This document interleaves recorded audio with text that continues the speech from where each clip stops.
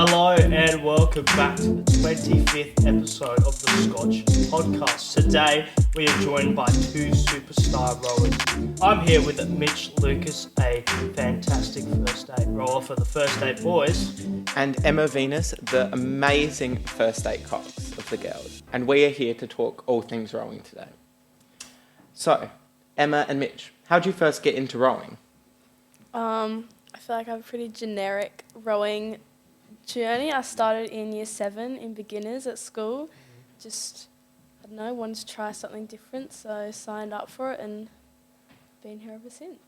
Lovely, lovely. Mitch, how about you? Yeah, pretty similar. You know, I really got hooked by it in year 6 when they did that. Do you remember that come and try day in year 6 where they all went down to West Lakes one day and you? Yeah. Oh, you weren't there. Sorry. Yeah, that was when I first really got hooked by it. And I've just gone ever since, all the way through beginners to seniors. Emma, your first Head of the River year was 2020, which was obviously COVID year. Did that affect you wanting to continue rowing, or were you always dead set wanting to do it? I don't think it affected me personally because, our Head of the River that year was cancelled, which was disappointing. And I think in general it definitely affected our program numbers. In later years we haven't really had the same numbers. Just how COVID's impacted it in one of the ways, but I also think that it's taught us to be a bit more resilient and really make the most out of the training and the regattas leading up to Head of the River as well. Mitch, how was explain to us your first Head of the River experience? Oh, well, mine would have been the year after Emma's, so there was quite a resurgence in people, attending Head of the River, so everyone really missed it, I think, the year before and came back and it was pretty big. In beginners, that was an awesome experience. I think I still remember that one, really. That was awesome. And of course, this year's Head of the River was a success. I was down there, me personally. I was there too. It was great. Yeah, and how do you two feel after that big day, Emma? It's always such a sort of adrenaline leading up to the event. It's such a big thing, and especially being in last year of rowing, it sort of feels like, you've spent 5 seasons preparing for one moment. It's always very exciting and nerve-wracking, but I think just finishing that race and, then getting to celebrate with all your friends and sort of reflect on the last few years is always lots of fun. And it's very, very, very nervous day, but then once it's done, it's just, it's really good. Yeah, and Mitch, of course, the boys came third. Very, very close really race. I think it was half a second from first to third. How do you feel after the race? How do you feel the team went? I think we really left it all out there. Going up and leading up to the day, we were sort of, hadn't had the best results leading up to it. We'd been a couple boat lengths down in the other crews, and I think it just the result that we had on the day really showed the heart and the depth of the crew that we had at the time, and I still get goosebumps from that race itself. We were very close, but I'm very happy with how the boys went, and I think everyone should be proud of how they went. And now, obviously, you don't train here at Scotch. There's no waters, and we don't ever see you competing. You don't do home games at school as well. So what do you think, tell us actually what happens during the rowing season or leading up to that fateful day? So rowing starts a bit earlier in sort of September. Do pre-season training in term 3, and then in the holidays, the October holidays, we go to Berry for a rowing camp, and then all throughout term 4, we're just normally training. For seniors, we train 6 days a week, so it's a very big commitment, but you sort of get into that routine. And then occasionally we train at Port Adelaide, which is just a bit better because you can get out in a tinny. So we have a day camp there at the end of term 4, and then January camp is at Murray Bridge, so that's sort of another week of training. And then term 1, it really sort of starts to ramp up with regattas every weekend, and term 1 goes very quickly. So I think it's really important for me especially to just enjoy that and trust the work that you've put in earlier in the season, because it does go very fast and it can often feel quite uncertain. Yeah, definitely. What does a week look like for a rower? What is the training in a week?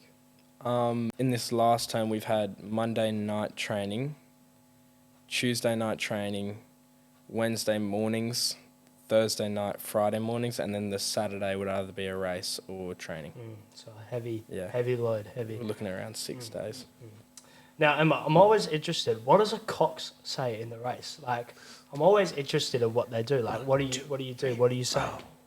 So I feel like most people would think is that a cox is sort of just like motivational and, you know, yelling at the crew, and especially in a race, that is a huge part of it. But I feel like I would say that the main role of a cox in a race, especially, is calling the race plan and responding to what's going on around you. So, you know, you have your race start, and then you might do a transition onto a different rate, and making sure that the crew stays in the right rhythm, that they're pulling the right splits, and then bringing up the rate when you need to, and like calling pushes or anything to how other crews are moving beside you. So I think that's definitely the major part of it. And then obviously motivation sort of just comes in the background. Like, I feel like, especially at something like Head of the River, everyone's pretty sort of motivated. Like, they're pretty hyped up. They're ready to go. It's sort of like that third 500, last 500 where the motivation really starts to become important. And I think that's where you can sort of win races, is in that third 500, and how, you know, mentally strong you are to be able to push through. And that's a really important role of the cox, and making sure that you like know your crew really well, and having that kind of relationship is really crucial in that. And on the topic of like relationships between crews, rowing obviously is much smaller teams than some sports. Would you say that brings you together a lot closer than others?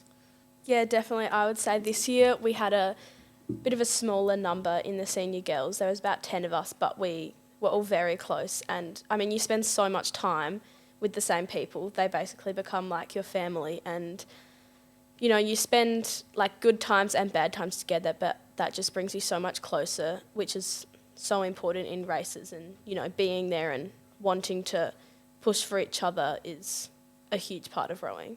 Recently, you have been away in nationals. So now, tell us all about that. What was that like for you, Mitch? Me? Yeah, it was a great experience. I went last year, but I think this year was a lot cooler experience. I think more competitive crews were there, so you can really see like what else is out there. You know, what in other states, like compared to Victoria and all that. Like it's pretty insane seeing some of the talent. And Mitch, you won a medal. Was that right? Yes, in the Cox 8 schoolboy 500 metre sprint. So that was on the Saturday, or was it Friday night? Saturday? Oh, Saturday. I think it was Friday night. No, Saturday night. Yeah, that was awesome. I think all the boys wanted to, a lot of the senior boys, their goal was to walk away from the week with a medal, and I think they were pretty happy with that. So, Emma, you also had the great achievement of being able to row in the Queen's Cup crew, which, is that right, that's the state open women's team, and it's only the best of the best from South Australia gets to go in? It was pretty nerve-wracking at the beginning, because I knew of a few of the people in the crew, and like some of them had actually coached me, so that was a bit of a weird thing to get used to. And then, sitting on that start line and then looking over and seeing like Olympians in the other boats, it was pretty scary, but it was a really good experience, and I'm like really grateful to have done that. I think that it definitely opened a different side of rowing to me, and how different sort of club and that other level of rowing is from school rowing was definitely evident. And do you think with that insight you'll continue rowing after school?